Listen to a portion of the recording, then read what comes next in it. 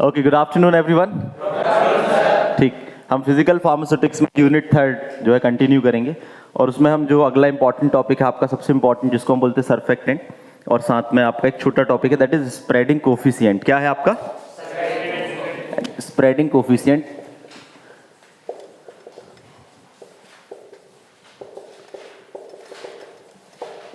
ठीक, spreading coefficient की बात करें तो जनरली स्प्रेडिंग कोफिशिएंट को समझने के लिए यदि हम एग्जाम में हमसे पूछा जाए व्हाट इज स्प्रेडिंग कोफिशिएंट, तो इसको हम एस से रिप्रेजेंट करते हैं, ठीक है ना। और इसकी डेफिनेशन बताना हो तो इसका जो फॉर्मूला बनेगा उसी में इसकी डेफिनेशन आ जाएगी। Spreading coefficient is equal to the difference between work of adhesion, ठीक है ना, minus work of cohesion force. मतलब अब ये ज्यादातर लोगों के दिमाग में क्वेश्चन होगा कि work of adhesion and work of cohesion क्या है, ठीक है ना, और वर्क जो आपका स्प्रेडिंग कोफिशिएंट है उसमें इसका क्या रोल है। यदि हम टेक्निकल डेफिनेशन की बात करें तो स्प्रेडिंग कोफिशिएंट एस क्या है? It is the difference between work of adhesion and work of cohesion. Work of adhesion and work of cohesion. तो एस क्या है आपका? स्प्रेडिंग कोफिशिएंट है। डब्ल्यू ए क्या है? लिख लें, वर्क ऑफ एडिशन। और डब्ल्यू सी क्या है आपका? Work of cohesion. अब इसको समझते हैं हम थोड़ा सा एक एग्जाम्पल के तौर पर, ठीक है ना। एग्जाम में हमको वो एग्जाम्पल भी देना है। एग्जाम में हमको क्या करना है? वो एग्जाम्पल भी देना है। जनरली क्या होता है कि जो आपके जितने भी सेमी सॉलिड कंसिस्टेंसी वाले डोजेस फॉर्म होते हैं, इमल्सन हो गया, या जिनको हम एक्सटर्नली अप्लाई करते हैं, तो उसको स्प्रेड करना होता है, ठीक है ना। तो उसका एक तरीके का टूल है, ये कैलकुलेटिंग टूल है। स्प्रेडिंग कोफिशिएंट क्या है? एक तरीके का, जैसे मान के चलो ये आपकी कोई एक लिक्विड है जिसको कि हमने बोला सबस्ट्रेट है। ये क्या है? एक लिक्विड जो कि सबस्ट्रेट है, मतलब एक लिक्विड है। मान के चलो ये सबस्ट्रेट आपका क्या है? वाटर है। लिक्विड कौन सा है आपका? वाटर है। ये दूसरा लिक्विड है, एग्जाम में भी आप ये बना सकते हो, ठीक है ना। ये दूसरा लिक्विड है जो कि हम बोल रहे हैं बेंजीन। क्या है? बेंजीन। तो जब हम बेंजीन को वाटर के ऊपर रखेंगे, हमें मालूम है कि बेंजीन और वाटर दोनों क्या है? इमिसिबल है। बेंजीन और जो वाटर है वो क्या है? इमिसिबल है। तो जब हम बेंजीन को वाटर के ऊपर रखेंगे एज अ बेंजीन की ड्रॉप, तो बेंजीन क्या होगी? स्प्रेड होगी। बेंजीन क्या होगा? वाटर के ऊपर स्प्रेड हो गया। स्प्रेड होगा मतलब फैलेगा, ठीक है ना। और फैलकर क्या बनाएगा? एक फिल्म बनाएगा, ठीक है ना, उसके ऊपर एक लेयर बनाएगा। तो इसको हमको कैलकुलेट करना है, ठीक है ना। और हर एक आपके ऑर्गेनिक जो बोलना चाहिए एसिड होते हैं, फैटी एसिड्स होते हैं या ऑर्गेनिक मटेरियल होते हैं, उसको हम कैलकुलेट करते हैं इसी तरीके से स्प्रेडिंग कोफिशिएंट की, ठीक है ना। यदि स्प्रेडिंग कोफिशिएंट की वैल्यू पॉजिटिव आती है, स्प्रेडिंग कोफिशिएंट की वैल्यू क्या है? पॉजिटिव आती है या जीरो आती है, तो इसका मतलब स्प्रेडिंग होगी। और नहीं आती है, नेगेटिव जाती है, तो स्प्रेडिंग के चांसेस माइनस में आ जाते हैं। स्प्रेडिंग उसमें नहीं होगी प्रॉपर।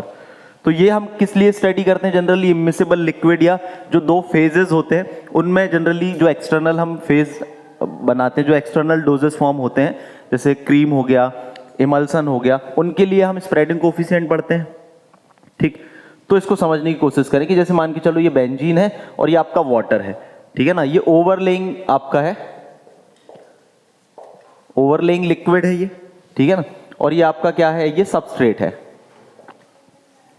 तो आपको क्या बताना है कि when the drop of organic compound या organic molecule is placed over a, ठीक है ना, water, it is spread over the water molecule and form a film.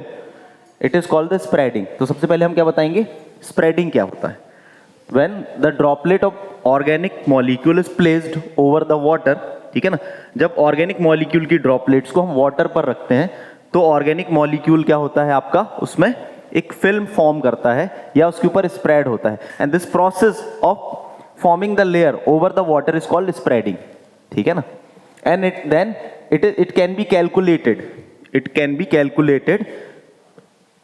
ठीक है ना, as a spreading coefficient of organic molecule, ठीक है ना। इसको हम क्या कर सकते हैं? एज अ कैलकुलेशन और एक एवेल्युएशन पैटर्न बना सकते हैं। तो एग्जाम में हमको कैसे बताना है स्प्रेडिंग कोफिशिएंट को? स्प्रेडिंग कोफिशिएंट डायरेक्ट क्या है आपका? S W A minus W C, मतलब difference between work of adhesion and the work of cohesion. इसको भी समझते हैं कि ये वर्क ऑफ एडिशन कहां से आया और वर्क ऑफ कोहेशन कहां से आया, ठीक। लेकिन पहले इसको समझ लें कि स्प्रेडिंग है क्या। तो स्प्रेडिंग क्या है, समझ में आया? जब हम किसी ऑयल के ड्रॉपलेट्स को वाटर के ऊपर रखेंगे तो वो क्या होगा, उसमें स्प्रेड होगा, फैलेगा। And this process of spreading of oil molecule to the water is called spreading, ठीक है ना। And this can be calculated as spreading coefficient, this can be calculated as spreading coefficient. लिख लें इसको।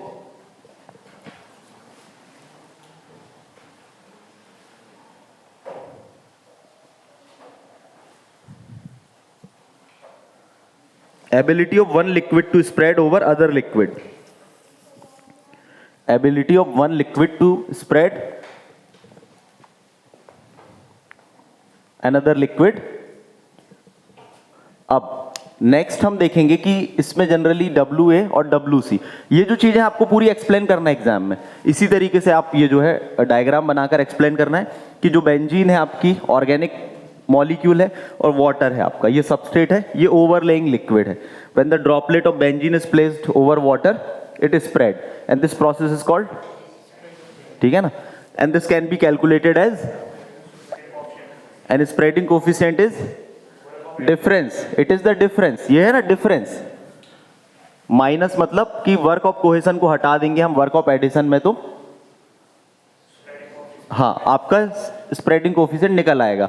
आप सेकंड ये बता सकते हैं कि वैल्यू हमेशा इसकी क्या होना चाहिए, पॉजिटिव होना चाहिए और जीरो होना चाहिए, तो आपका जो एडिशन होगा, value of spreading coefficient always should be positive और zero, it indicates spreading will occur, spreading आपकी होगी। नेक्स्ट, अब समझे, मान के चलो आपके बेंजीन और बेंजीन मॉलिक्यूल्स हैं, ये क्या है, benzene and benzene molecules.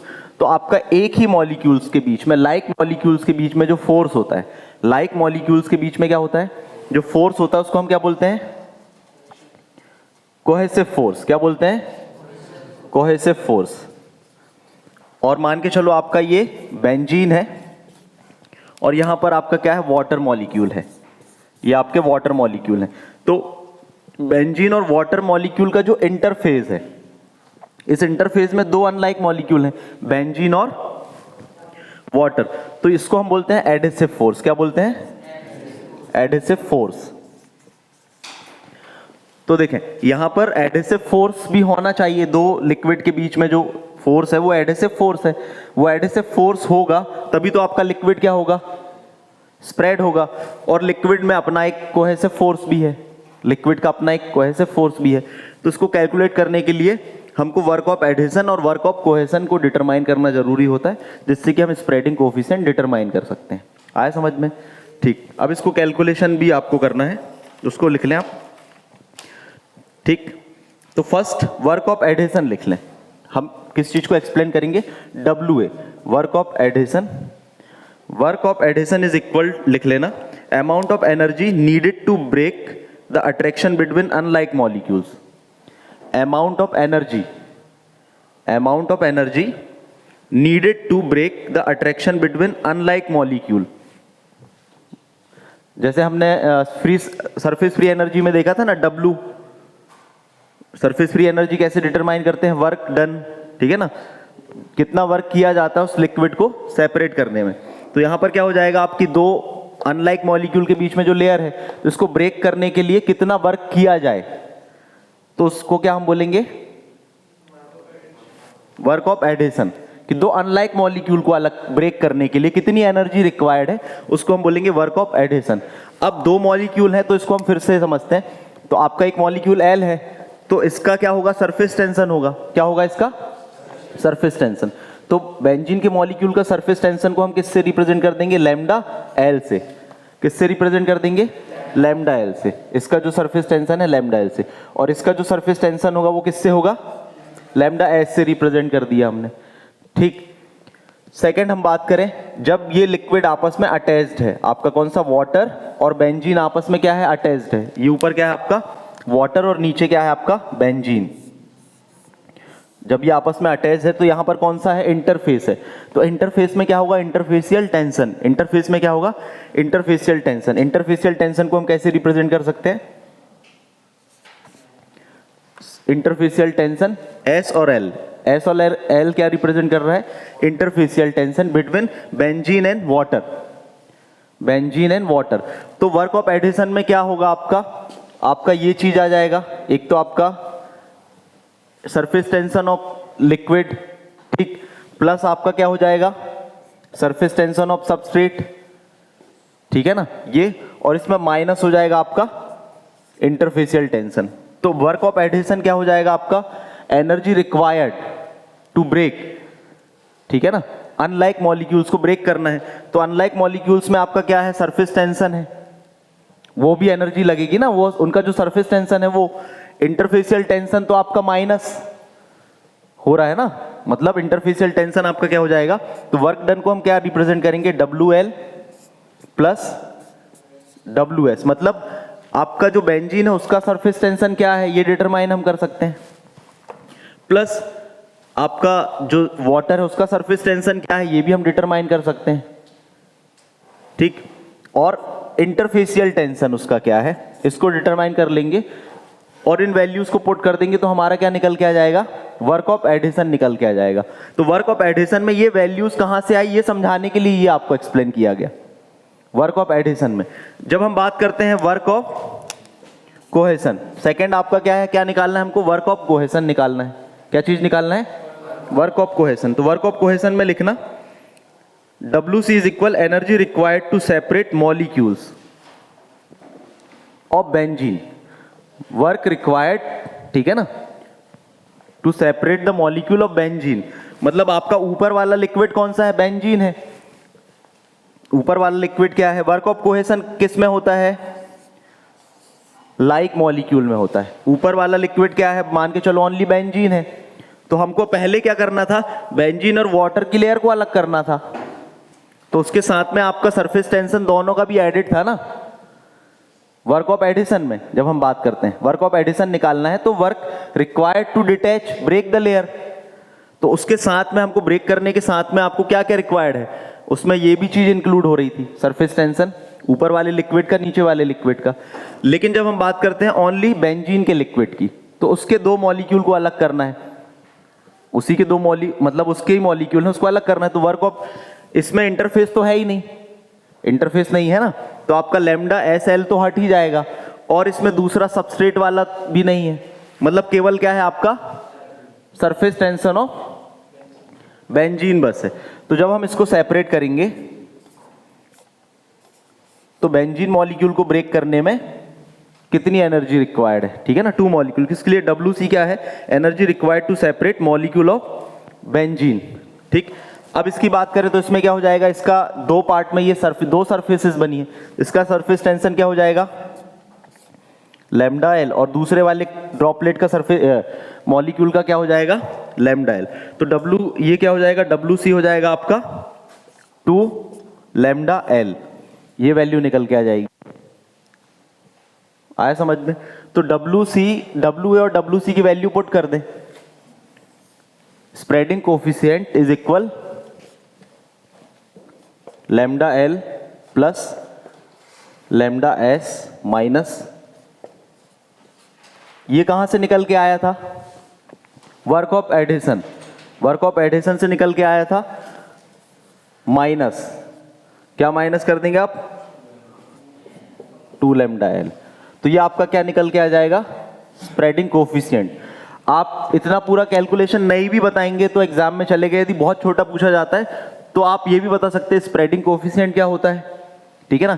Spreading क्या होती है? एग्जाम्पल बता देंगे कि जब ड्रॉपलेट ऑफ ऑर्गेनिक जो मॉलिक्यूल है उसकी ड्रॉपलेट को वाटर के ऊपर प्लेस्ड करते हैं तो वो लिक्विड उसमें क्या करने लगती है? स्प्रेड होने लगती है, और इसको हम स्प्रेडिंग कोफिशिएंट से कैलकुलेट कर सकते हैं, स्प्रेडिंग कोफिशिएंट से कैलकुलेट कर सकते हैं। और स्प्रेडिंग कोफिशिएंट होता क्या है आपका? S is equal work of adhesion, it is the difference between work of adhesion and work of cohesion, ठीक। और उसको यदि आपको आगे बताना है तो आप कोहेसिव एडिसिव फोर्स भी बता सकते हो, कोहेसिव फोर्स भी बता सकते हो। क्या क्या पॉइंट्स आप बता सकते हैं? पहला पॉइंट क्या बताएंगे आप? स्प्रेडिंग क्या है। दूसरा पॉइंट क्या बताएंगे? स्प्रेडिंग कोफिशिएंट क्या है। तीसरा पॉइंट आप क्या बताएंगे, वर्क ऑफ एडिशन क्या है। वर्क ऑफ एडिशन क्या है, या एडिसिव फोर्स क्या होते हैं between unlike molecule, benzene and water के मॉलिक्यूल्स में जो फोर्स लग रहा है दैट इज एडिसिव फोर्स, ठीक है ना। और केवल बेंजीन और बेंजीन के मॉलिक्यूल में जो फोर्स लग रहा होता है उसको हम क्या बोलते हैं, कोहेसिव फोर्स, इसको बता दिया।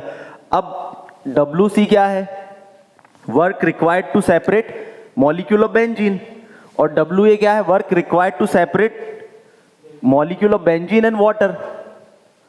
आया समझ में। तो वर्क ऑफ एडहेशन और वर्क ऑफ ये निकल आएगा। तो ये कैसे निकल के आए, जब आप बुक्स वगैरह में देखेंगे तो ये कैलकुलेशन दिखेगा आपको।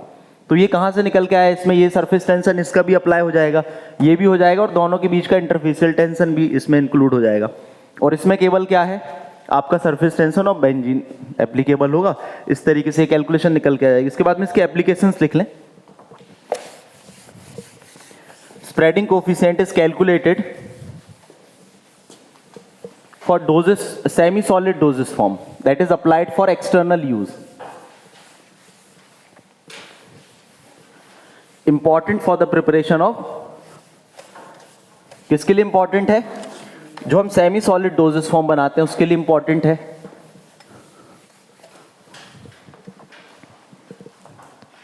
Second, adsorption of drug, adsorption of drug, and third, stability of emulsion, stability of emulsion. पहला क्या है, हाँ, preparation of semi solid doses form. Second, that is applied for external use आपका। फिर उसके बाद next, absorption of drug, and third, stability of emulsion. इसके बाद में नेक्स्ट लिखना बहुत ही इंपॉर्टेंट है, दैट इज सर्फेक्टेंट। ये आपको फाइनल ईयर इंडस्ट्री तक में ये आपको सर्फेक्टेंट जो है पूछा जाएगा, ठीक। तो सर्फेक्टेंट को समझते हैं क्या होता है। लेकिन सर्फेक्टेंट मॉलिक्यूल्स और ion that are adsorbed, molecule और आयन, ये क्या होते हैं, मॉलिक्यूल्स और आयन दैट आर एड्सॉर्ब्ड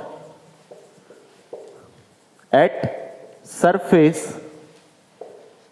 और इंटरफेस। सर्फेक्टेंट क्या होते हैं, मॉलिक्यूल्स होते हैं, मॉलिक्यूल और आयंस, ये मॉलिक्यूल भी हो सकते हैं, आयंस भी हो सकते हैं, that are adsorbed at surface और इंटरफेस। मतलब ये किसी भी सरफेस और इंटरफेस पर क्या होते हैं, एड्सॉर्ब हो जाते हैं, and reduce surface and interfacial tension, and reduce surface and interfacial tension। Surface और इंटरफेसियल टेंशन को क्या करते हैं, रिड्यूस करते हैं।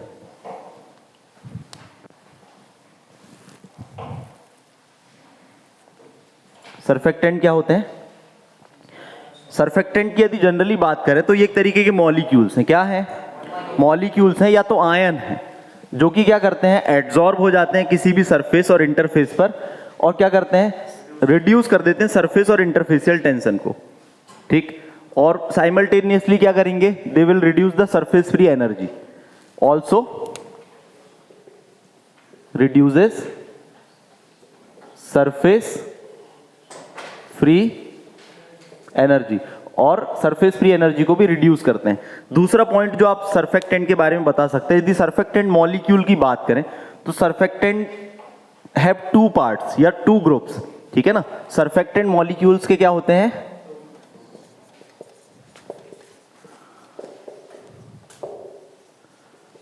हैव टू ग्रुप, मतलब एक सर्फेक्टेंट मॉलिक्यूल में दो ग्रुप होते हैं। एक होता है उसमें वाटर सॉल्युबल पार्ट और एक होता है लिपिड सॉल्युबल पार्ट। एक कौन सा होता है, वाटर वाला पार्ट, और एक होता है लिपिड वाला पार्ट। तो वाटर में जो है तो वाटर फिलिक, हाइड्रोफिलिक हो जाएगा, और जो वाटर का एंटी है हाइड्रोफोबिक, ठीक है ना। It has two group, one is hydrophilic and second is hydrophobic. बोले आप लोग, हाँ, हाइड्रोफोबिक, फिलिक एंड, हाँ, इसको हम क्या बोलते हैं, हाइड्रोफिलिक और हाइड्रोफोबिक।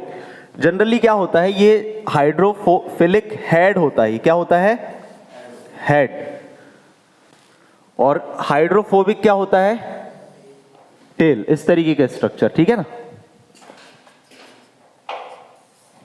यदि आप सर्फेक्टेंट के मॉलिक्यूल्स को देखें तो वो इस तरीके का दिखता है। ये क्या होता है, ये ऑर्गेनिक पार्ट होता है इसका, ऑर्गेनिक, या जो आपका लिपिड सॉल्युबल पार्ट हो, इसलिए इसको लिपोफिलिक भी बोलते हैं। जैसे इसको हाइड्रोफिलिक बोलते हैं, ये क्या हो जाएगा, लिपोफिलिक। और ये आपका हेड हो जाएगा पोलर, इसको पोलर बोलते हैं, और इसको बोलते हैं नॉन पोलर, ठीक। सर्फेक्टेंट का स्ट्रक्चर इस तरीके का होता है। मतलब कभी आपसे एग्जाम में पूछा जाए कि व्हाट इज एमपी फाइल्स, ठीक है ना, एग्जाम में आपसे पूछा जाए व्हाट इज एमपी फाइल्स, तो surfactants are amphiphiles. Amphiphiles का मतलब होता है, एमपी फाइल्स मतलब जिसमें हाइड्रोफिलिक पार्ट्स भी है और लिपोफिलिक पार्ट्स भी है। तो इसी पॉइंट्स को आप डिफाइन करने के लिए आप ये भी बता सकते हैं कि सर्फेक्टेंट्स क्या होते हैं, surfactants are amphiphiles in nature. Amphiphiles ये वोकेबलरीज है, याद रखना, ये आपसे एग्जाम में पूछा जाएगा। जैसे मान के चलो आपसे बायो में पूछ लिया कि हम सर्फेक्टेंट को एम्फीफिलिक क्यों बोलते हैं, एम्फीफिलिक क्यों बोलते हैं, या एमपी फाइल्स क्या होते हैं। एमपी फाइल्स क्यों है ये, क्योंकि इसमें दोनों तरीके की सॉल्युबिलिटी होती है, एक वाटर में भी सॉल्युबल होते हैं और दूसरा लिपिड में भी सॉल्युबल होते हैं, इसलिए एमपी फाइल्स कहलाते हैं। इनमें क्या होता है, एक पोलर पार्ट होता है जिसको हम हाइड्रोफिलिक हेड भी बोलते हैं, और एक टेल होती है जिसको हम हाइड्रोफोबिक टेल बोलते हैं। फिर इसके बाद में नेक्स्ट लिखना, जनरली मान के चलो इसमें एक एग्जांपल बता देना कि मान के चलो आपका दो सिस्टम है, एक आपका है ये नीचे वाटर और एक ऊपर ऑयल है आपका। तो पोलर मतलब वाटर, तो आपका सर्फेक्टेंट का जो हेड रहेगा वो किस डायरेक्शन में रहेगा, वाटर वाले डायरेक्शन में। हेड कहाँ रहेगा उसका, वाटर वाले डायरेक्शन में, और उसकी जो हाइड्रोफोबिक पार्ट है वो कहाँ रहेगा, ऑयल वाले पोर्शन में। इस तरीके से वाटर और ऑयल, और दोनों के बीच में कौन है, सर्फेक्टेंट। तो दोनों के बीच में सर्फेक्टेंट है तो वो क्या करेगा, ऑयल एंड वाटर को पकड़ के रखेगा, ऑयल एंड वाटर को क्या करेगा, पकड़ के रखेगा, ठीक है ना। जनरली क्या होता है, आप जो डिटर्जेंट आप लोग या हम लोग जो यूज करते हैं, तो डिटर्जेंट में भी सर्फेक्टेंट होते हैं, डिटर्जेंट में क्या होते हैं, सर्फेक्टेंट होते हैं।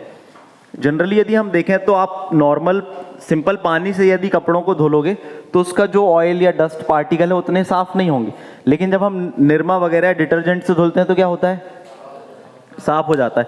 अब आपने देखा होगा निरमा में भी अलग अलग क्वालिटी के आते हैं, कुछ निरमा जो रहेंगे मतलब, हाँ वो एडवर्टीजमेंट भी आता है कि थोड़े से निरमा में पूरा वाइट आपका जो है, टाइड है तो वाइट है, फलाना ठिकाना है ना, कोई एडवर्टीजमेंट नहीं कर रहा हूँ, I am just telling you the advertisement the pattern. तो जनरली वो किस चीज के बारे में बात कर रहे होते हैं, they talk about the quality of surfactant, they talk about the quality of surfactant. मतलब बहुत कम क्वांटिटी में भी ज्यादा अच्छा साफ हो जाएगा, मतलब सर्फेक्टेंट उसमें जो है गुड क्वालिटीज के हैं, ठीक है ना। और जिनमें बात करते हैं, हाँ, तो यहीं से कॉन्सेप्ट निकल के आता है जिसको हम बोलते हैं surfactant, they form the myself, ठीक है ना, या मिसेल बनाते हैं। मिसेल्स कॉन्सेप्ट क्या है, ठीक है ना। तो मिनिमम क्वांटिटी सर्फेक्टेंट में जब हम क्या करते हैं, जब सर्फेक्टेंट का कॉन्सेंट्रेशन इंक्रीज करते हैं, ठीक है, या ऐसा लिख सकते हैं at particular concentration molecule of surfactant, ठीक है ना, at particular concentration molecule of surfactant, at particular concentration molecule of surfactant associate into small aggregates, associate into small aggregate, aggregate मतलब झुंड, ग्रुप, ठीक है ना। मतलब क्या है, एक पर्टिकुलर कॉन्सेंट्रेशन, हर एक सर्फेक्टेंट की तो बहुत सारी वैरायटी है, तो कुछ एक पर्टिकुलर कॉन्सेंट्रेशन में जब हम इनका कॉन्सेंट्रेशन इंक्रीज करते जाते हैं तो एक कॉन्सेंट्रेशन सर्फेक्टेंट की ऐसी आती है, यहां ध्यान दें, जैसे आपसे कोई पूछेगा मिसेल या माइसेल है क्या, तो आप कैसे डिफाइन करेंगे। जनरली क्या है, एक तरीके का स्ट्रक्चर है, जनरली क्या है, ये स्मॉल एग्रीगेट है। यदि कोई आपसे पूछे मिसेल या माइसेल है क्या, आप क्या बोलेंगे, it is a small aggregate. किस चीज का एग्रीगेट है ये, सर्फेक्टेंट का। कब है, at particular concentration, at a particular concentration, ठीक है ना, आपके molecule of surfactant associate into small aggregates and form a structure and that structure is called, ठीक। अब वो स्ट्रक्चर आपने देखा होगा कुछ इस तरीके का होता है, ये इस तरीके से राउंड एक बना रहेगा, ठीक।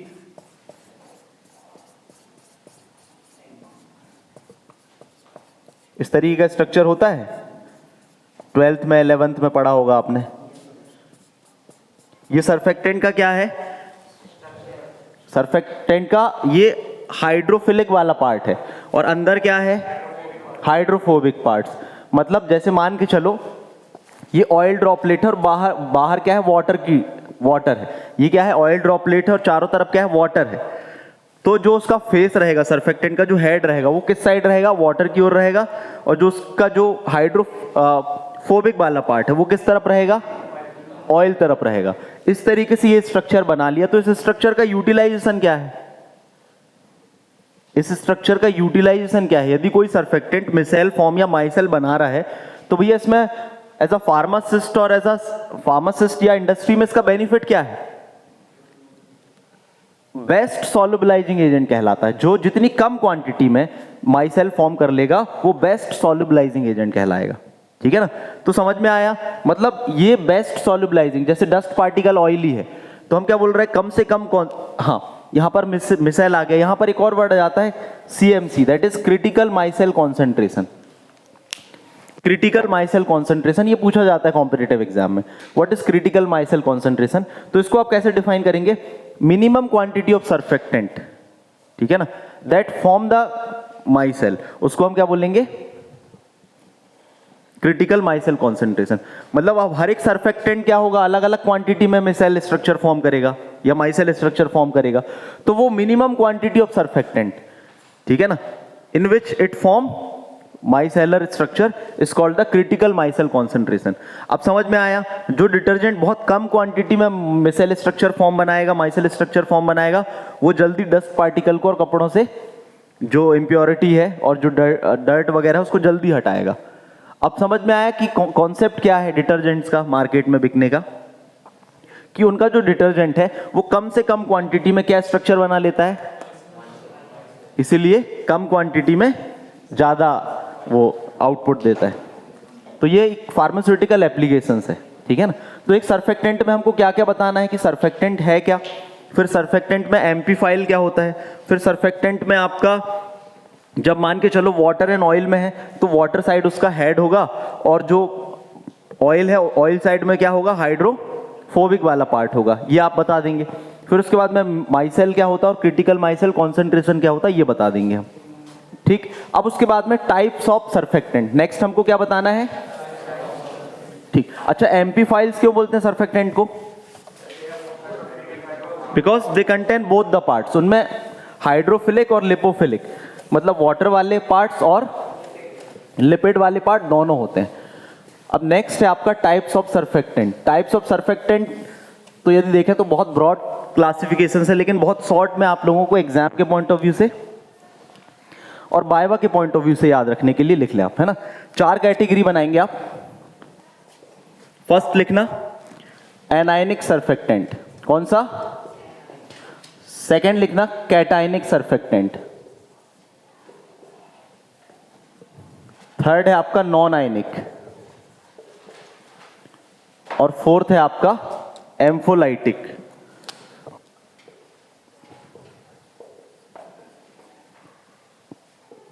और एम्फोटेरिक सर्फेक्टेंट। अब कोई आपसे पूछ लेगा एनायनिक, कैटायनिक, नॉन आयनिक और एम्फोलाइटिक सर्फेक्टेंट है क्या, तो this is the type of surfactant. मतलब जो सर्फेक्टेंट है वो इतने टाइप के हो सकते हैं। एक आपके एनायनिक होते हैं, कैटायनिक होते हैं, नॉन आयनिक होते हैं और एम्फोलाइटिक होते हैं। बेसिकली डिवीजन किस बेस पर किया है? द चार्ज दे हैविंग, उनमें जो ज्यादातर चार्ज होगा उसके बेसिस पर ये किया जाता है। तो एनायनिक में लिखना, ठीक, पॉइंट पॉइंट बस लिखते जाना। एनायनिक सर्फेक्टेंट है लार्ज एनायनिक चार्ज, है ना। एनायनिक सर्फेक्टेंट में क्या है? Large anionic charge. एनायनिक मतलब हाँ negative charge, large anionic charge and small cationic charge. Large anionic charge and small cationic charge.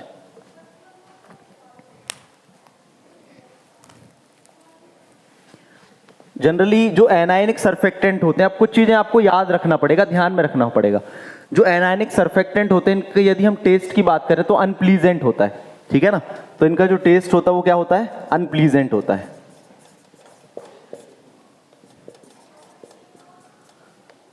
तो इस कारण से यदि हम देखें तो दे आर नॉट इंटरनल, इनका यूज कम से कम होता है, ठीक है ना। तो not suitable for internal use, not suitable for internal use के लिए ज्यादा सुइटेबल नहीं होते हैं। एग्जाम्पल लिख लेना, सोडियम लॉरियल सल्फेट, सुना होगा ना, लॉरियल वर्ड्स बहुत कॉमन सुना होगा, लॉरियल सल्फेट, लॉरियल के प्रोडक्ट्स भी आते हैं, बेसिकली सर्फेक्टेंट के नाम पे बने वो प्रोडक्ट्स के नाम, ठीक। इसका एग्जाम्पल क्या है आपका,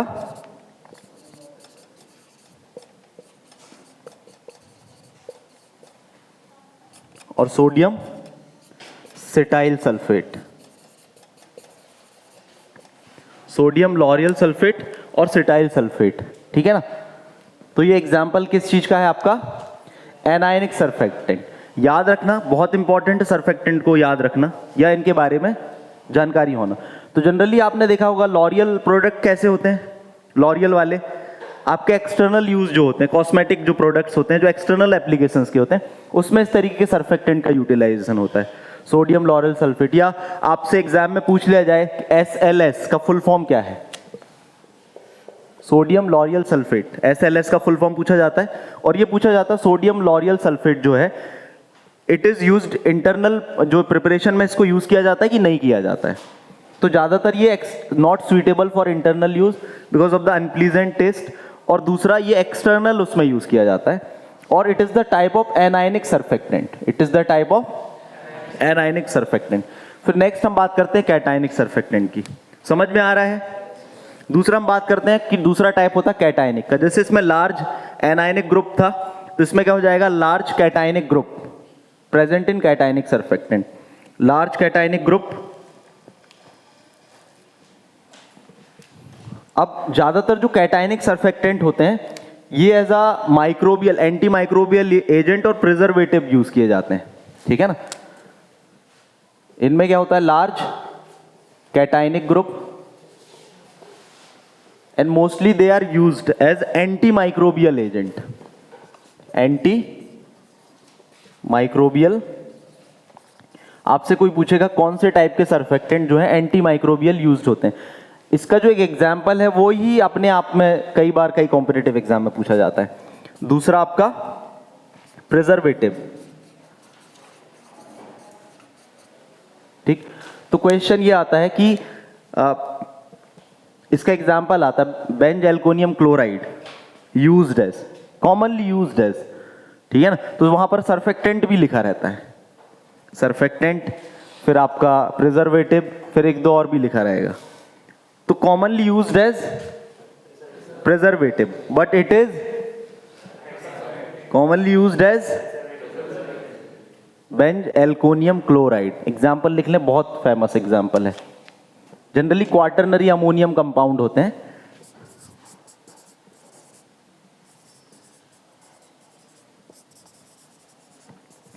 बेंज एल्कोनियम क्लोराइड, ठीक। तो कैटायनिक सर्फेक्टेंट क्या होते हैं, लार्ज कैटायनिक ग्रुप होता है, एंटी माइक्रोबियल एजेंट होते हैं और एज अ प्रिजर्वेटिव यूज होते हैं। और एग्जाम्पल में आपका जाएगा बेंज एल्कोनियम क्लोराइड। एक और लिख लेना, सिट्रीमाइड,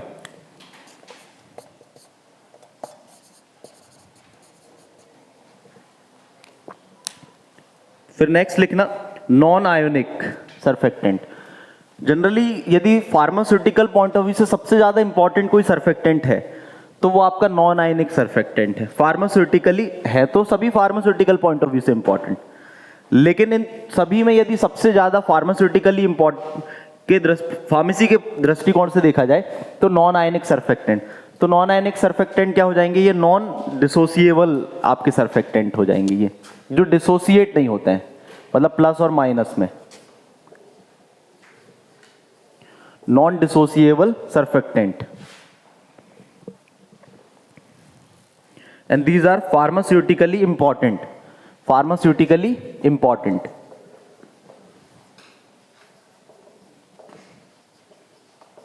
इनको ऐसा डिफरेंस के पॉइंट ऑफ व्यू से भी याद रखना, ठीक है ना। फार्मास्यूटिकली इंपॉर्टेंट, जैसे एनायनिक में large anionic, cationic, non ionic में नॉन डिसोसिएबल, ना तो कैटायनिक ना तो एनायनिक। फार्मास्यूटिकली इंपॉर्टेंट मतलब इनर्ट होते हैं जनरली ये। एक और चीज क्या है, जब ये प्लस और माइनस मतलब एनायनिक नहीं है ना तो कैटायनिक है, तो they will resist the change in pH. मतलब जो पीएच में चेंज होगा, यदि मान के चलो किसी डोजेस फॉर्म में है और किसी कारण से एनवायरनमेंट चेंज के कारण पीएच चेंज हो रहा है, तो ये पीएच चेंज में प्रोडक्ट की स्टेबिलिटी को गड़बड़ नहीं करेंगे, ठीक है ना। तो resist the change in pH.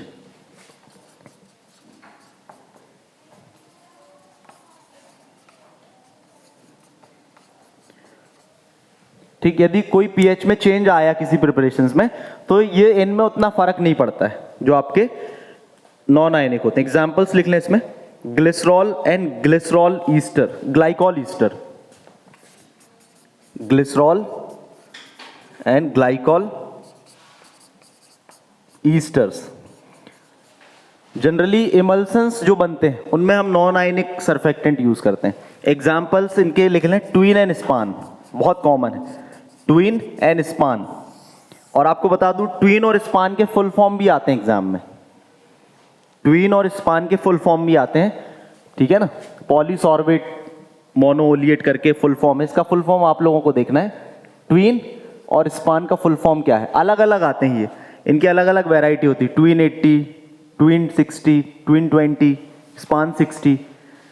ठीक, तो एक चीज मैं आपको बता देता हूं, जो ट्विन है और स्पान है, जनरली जैसे हमको जब इमल्सन बनाना होगा तो ऑयल इन वाटर, मतलब जिसमें वाटर की क्वांटिटी ज़्यादा होगी उसमें ट्विन का यूज़ करेंगे, ठीक है ना। और वाटर इन ऑयल, जिसमें ऑयल की क्वांटिटी ज़्यादा होगी उसमें स्पान का यूज़ करेंगे। मतलब स्पान जो है इसमें लिपोफिलिक मॉइटी ज़्यादा होती है, और जो ट्विन है उसमें वाटर सॉल्युबल मॉइटी ज़्यादा होती है, ठीक है ना।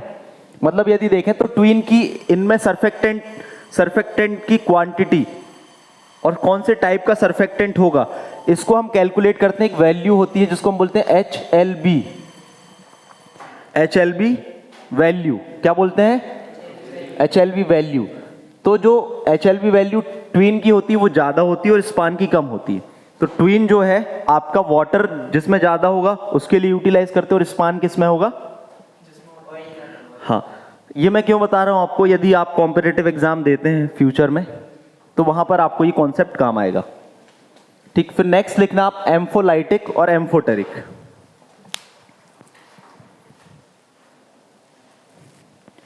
जनरली एम्फोलाइटिक और एम्फोटेरिक का मतलब क्या होता है कि ये अलग अलग एनायनिक की तरह भी बिहेव करेंगे और कैटायनिक की तरह भी बिहेव करेंगे।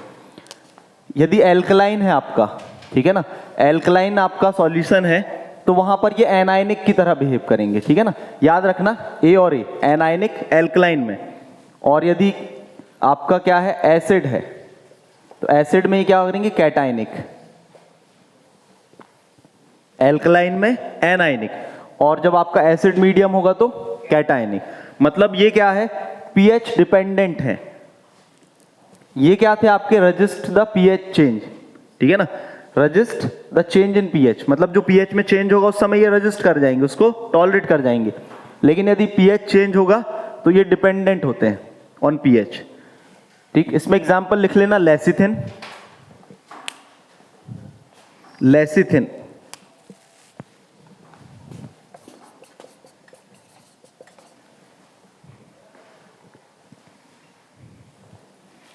और एक और लिख लेना, N dodecyl alanine, N